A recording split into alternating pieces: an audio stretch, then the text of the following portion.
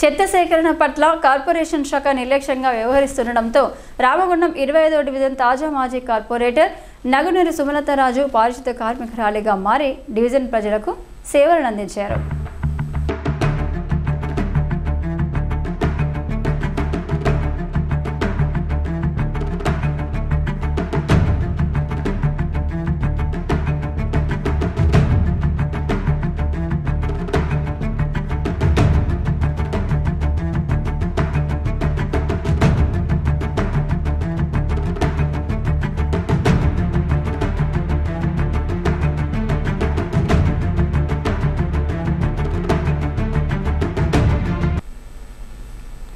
ఆరోగ్యంపై తీవ్రమైన ప్రభావం చూపే చెత్త సమస్యను పరిష్కరించడంలో రామగుండం మున్సిపల్ కార్పొరేషన్ అధికారులు విఫలమవుతున్నారనేది సుమలతరాజు ఆరోపణ.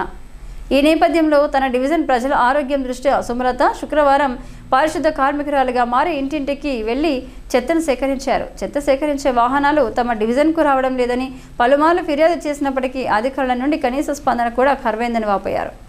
దీంతో చేసేదేమీ లేక తన స్కూటీకి 2 డబ్బాలను అమర్చుకొని చెత్త సేకరణ చేపట్టినట్లు చెప్పారు. పారిశుద్ధ్యం విషయంలో మున్సిపల్ అధికారులు ఇంకా నిర్లక్ష్యంగా వ్యవహరిస్తే ప్రజలతో కలిసి పెద్ద ఎత్తున ఆందోళన కార్యక్రమాలు చేపట్టాల్సి వస్తుందని సుమలత హెచ్చరించారు.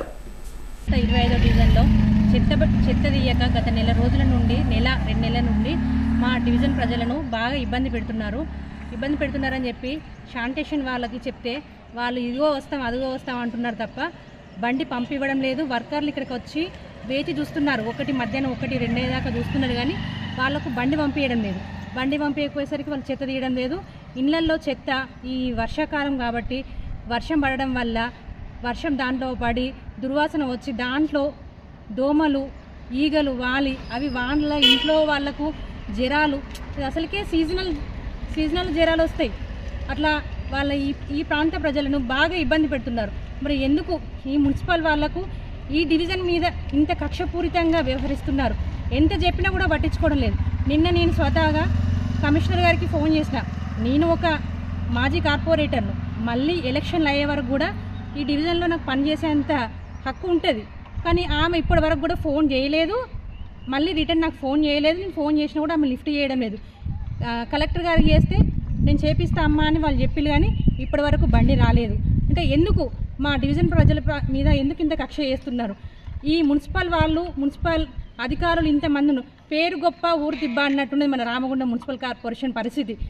ఒక్కొక్క కరీంనగర్ కార్పొరేషన్ చూడండి ఎంత అద్భుతంగా పనిచేస్తున్నారు, ఎంత నీట్గా ఉంటుంది. అదే మన రామగుండానికి వస్తే ఇంత అద్భుతమైన పరిస్థితి ఎందుకు? ఒక పక్క ఎమ్మెల్యే గారు నేను రామగుండాన్ని అభివృద్ధిమయంగా సుందరంగా తీర్చిదిద్దుతానని వారు చెప్తున్నారు. కానీ ఇక్కడున్న అధికారులు మాత్రం ఏమాత్రం పనిచేయడం చిత్తశుద్ధి లేకుండా ఉన్నారు. ఎందుకు? ఈ ప్రజలను ఇబ్బంది పెడితే మనకేమొస్తుంది? వాళ్లకు సర్వీస్ చేయడం కోసమే కదా ఇక్కడున్న మున్సిపల్ అధికారులు ఉన్నది. వాళ్ళకు సర్వీస్ చేయకుండా మీకు నెల జీతాలు రావడం లేదా? వస్తున్నాయి కదా, వాళ్ళకు సర్వీస్ చేస్తే అయిపోతుంది కదా.